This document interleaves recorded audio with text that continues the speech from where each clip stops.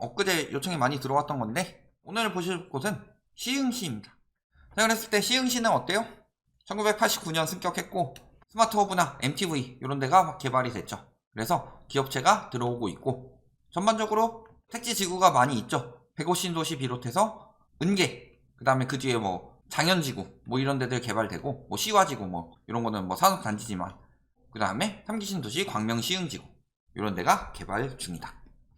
보시면은 이렇게 나와 있습니다. 은계지구. 그 다음에 이쪽에 105신도시. 105신도시에는 뭐 서울대 유치된다. 뭐 이런 이야기고, 뭐 여기 교통 연결된다고 하고, 뭐 이런 식으로 해서 여기저기 다 띄었죠. 한번 들어가면 집에 못 감 해서 못 감지구. 그래서 보시면은 105신도시는 여기에요. 105동 1원에 해가지고 시범단지 입주하고 특화사업은 서울대 캠퍼스다. 그 다음에 은계지구, 대야은행동 해가지고 준공 3단계는 이제 거의 완공되고 있다. 이렇게 보시면 되겠고요. 그 다음에 목감지구 준공 들어가서 별거 없죠. 그 다음에 하중지구 역시 그냥 택지지구다.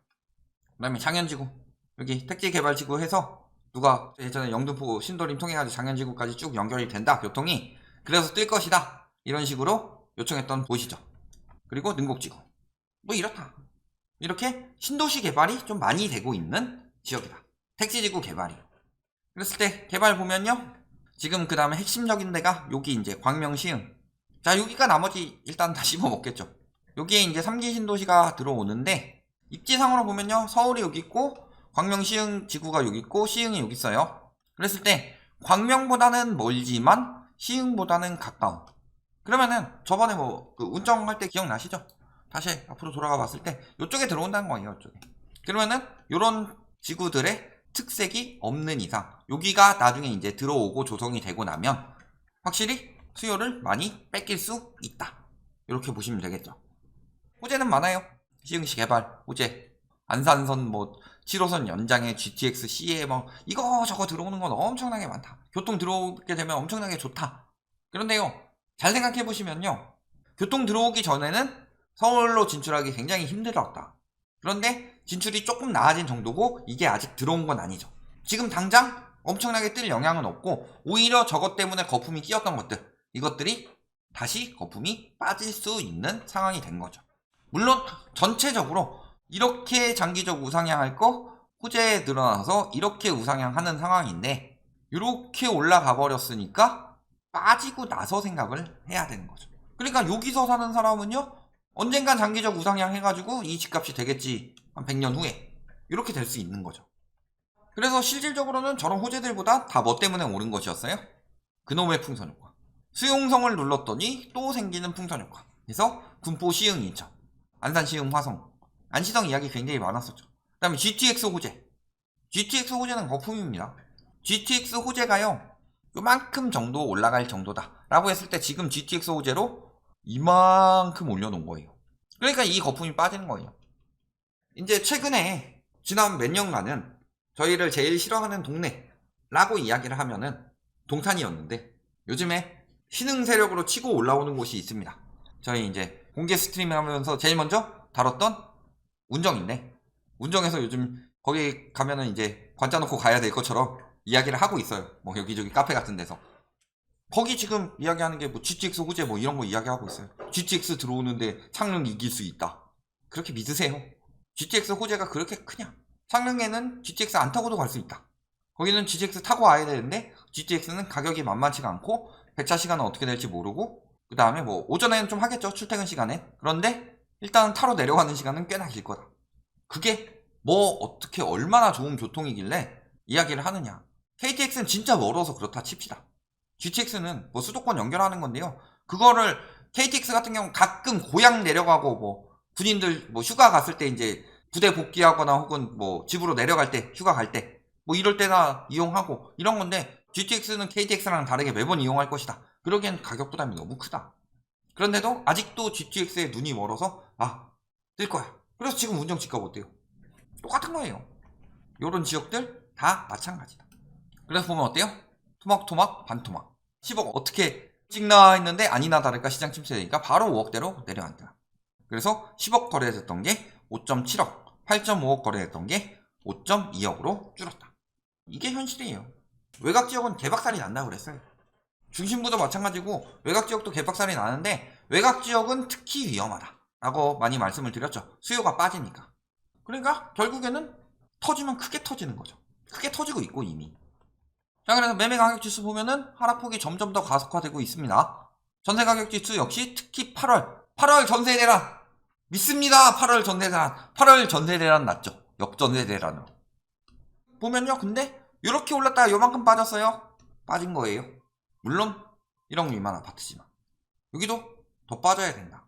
지금 요거 전세가가 버텨주기 때문이에요. 전세가가 못 버티면 더 빨리 빠지는 거고, 전세가는 근데 앞으로 계속 빠질 수밖에 없죠. 그 다음에 여기 이렇게 올랐다가 거의 다 반납하고 있죠.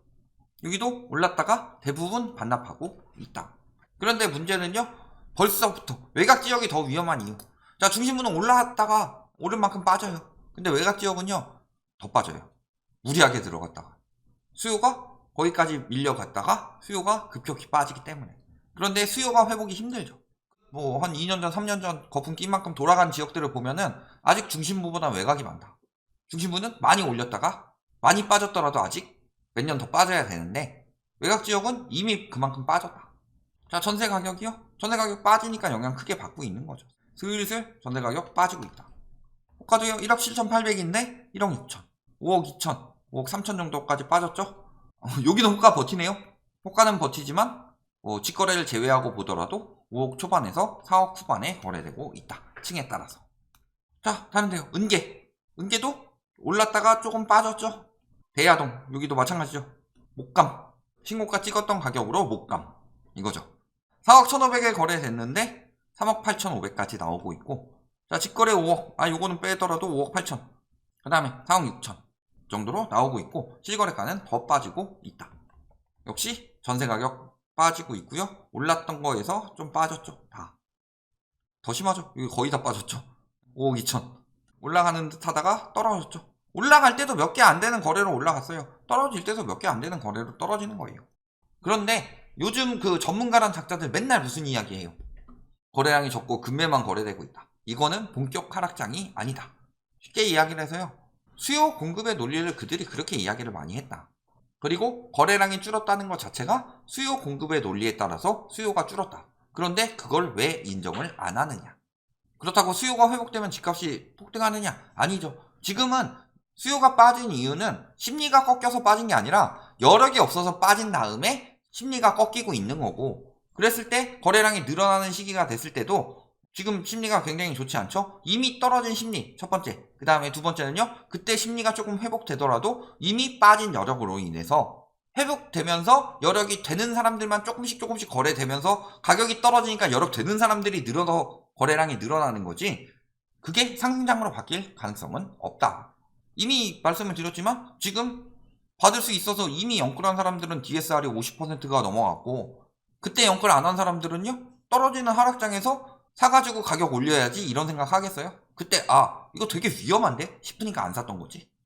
앞으로 여력되는 가격까지 떨어져야지 그나마 거래가 조금씩 늘어날 것이고, 그 다음에 여력되는 가격이 되더라도요, 그때 하락장이면은 투기 수요들이나 막 이런 수요들이 쏟아져 들어오진 않겠죠. 그러니까 거래량이 늘더라도 슬금슬금 가격은 계속 빠질 것이다. 역시 전세 가격 쭉쭉 빠지고 있죠. 자, 거래량 어때요? 대부분의 지역들 다 똑같죠. 두 번의 금리 인상 이후 침체돼 있다가 갑자기 윤석열 대통령 당선!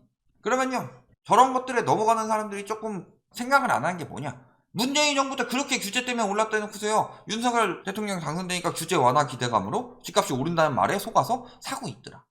이 사는 사람들은 솔직히 말해서요, 호구가 되는 거죠. 그리고서 쭉 빠지죠. 반짝 살아나나 싶었는데 다시 쭉 빠지죠. 10월 건 물론 아직 마무리가 안 됐지만. 근데 10월 거래량 또 나오고 있어요.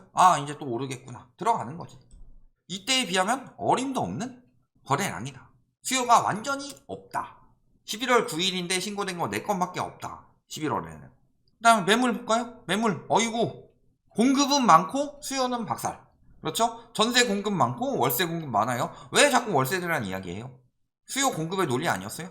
근데 매물이 는다는 거 자체가, 자, 거래량은 수요를 나타내고 보통 뭐 잔금으로 한다고 하지만 거래량은 보통 수요죠. 공급 맨날 신규 공급 가지고 이야기를 하는데요, 수요 공급의 논리를 가장 많이 보여주는 게 매물이다. 매물이 늘어난다는 건 수요보다 공급이 많다는 소리예요. 매매도, 전세도, 월세도. 그런데 아직도 공급이 적어서 이야기하는 사람들이 있으면요, 잘 알고서 내가 이 사람을 꼭 고쳐줘야 되겠다라고 생각이 들면요, 차근차근 설명해 주시고, 이 사람은 별로 안 봐도 될 사람이다 하면은 손절하세요. 3인성호란 말이 있죠. 계속 누가 옆에서 호랑이 봤다 호랑이 봤다 호랑이 봤다 그럼 고양이도 호랑이로 보인다. 누가 계속 이야기하면은 은연중에 그런 심리가 생길 수 있으니까 가까이 하기는 힘들다. 공급 가지고 입주가 적으니까 공급이 부족하고 분양이 적으니까 공급이 부족하다, 이런 이야기 하는 사람들 있으면요, 저희 영상 좀 보여주세요. 맨날 라이트하우스 개소리 한다 하고서 보지도 않는데 다 그거 넘어간 거죠. 라이트하우스가 뭐 저기 지는 집 샀다 혹은 남들 투자하라고 뭐 카톡방 만들었다, 이거 다 저희 사칭범들입니다. 이런 이야기들 하고 있는데 듣지 마라, 보지 마라, 사람 혹하게 만든다. 왜 혹하게 만들겠어요? 본인이 지식이 없어서 반박을 못하니까 그냥 혹한다 라고 말하는데, 혹하게 만든다고 했으면 여기 와서 지식적으로 한번 따져보든가. 분양 입주 현황, 어이구 내년에 입주도 많네요.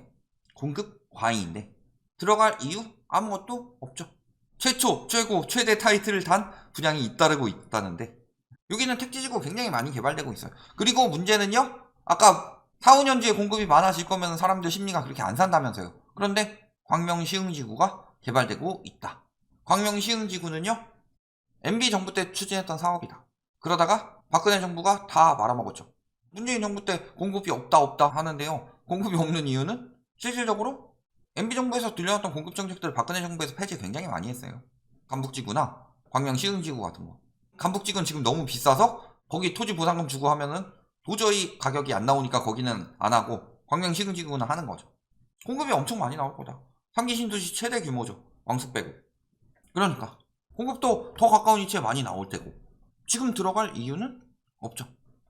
그런데 1년 사이 집값 반토막인데 아직도 조정지역, 저기 조정대상지역 해제는 꽤 나올 걸로 보입니다. 아마도 시흥이 해제될 것으로 보인다. 아마 방송 올라갈 때쯤에는 이미 해제가 됐을 거다. 그렇지만 조정지역 해제된다고 뭐가 바뀌어요? 인제 조정대상지역 해제돼가지고 혜택을 보는 것들은요, 3억 미만 아파트 갭투기 많이까지 안 하고 2주택, 3주택 정도 되는 4주택자들, 이들 정도나 조금 혜택을 보는 거고, 그들 매물이 조금 버티는 거고, 그 정도 가격의 매물들, 즉 투기꾼들이 사는 거. 거기는 이제 투기꾼들은 아니고 실수로는 잘 안 사요. 실수요들은 그냥 전세 사니까 전세가율이 높은 것이지. 그러니까 그런 곳들이 조금 혜택을 받을 거다. 그런데 그게 대세에 큰 영향을 주지는 않는다. 이 와중에 갭투기 하고 있죠. 지금이 고점이니까 아직도 상승을 믿고 계시면 들어가서 물려주시면 된다. 자, 부동산은 제로섬 게임이에요. 누군가 이득을 보는 동안에 그만큼의 누군가는 손해를 봐야 되는데, 본인이 들어갈 때보다 높을 때 빠져나온 사람들은 이득을 보는 거고요, 본인이 높을 때 들어가서 나중에 빠져나온 사람들은 항상 손해다. 그런데 지금 우리나라 가계부채까지 해가지고 지금 다 부동산에 묶여 있으니까 엄청나게 높아 보일 뿐이다. 그러면은 지금 빠지는 시장이죠. 빠지고 나면은 지금 들어가면은 대신 물려주는 거다.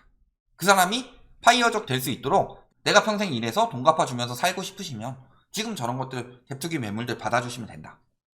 다만 그 책임은 본인이 지셔라. 세입자한테 떠넘기지 말고. 결론, 시흥은요 공급도 많고요, 교통 호재 거품은 빠지는 중이다. 그 다음에요, 광명 시흥지구, 요게 되게 크게 들어오기 때문에 시흥에 영향을 줄 수 있죠. 굉장히 크게. 그리고 지금 시장을 봐라. 아직 시작인데 반토막이 나오고 있다. 여기까지 말씀드리겠습니다.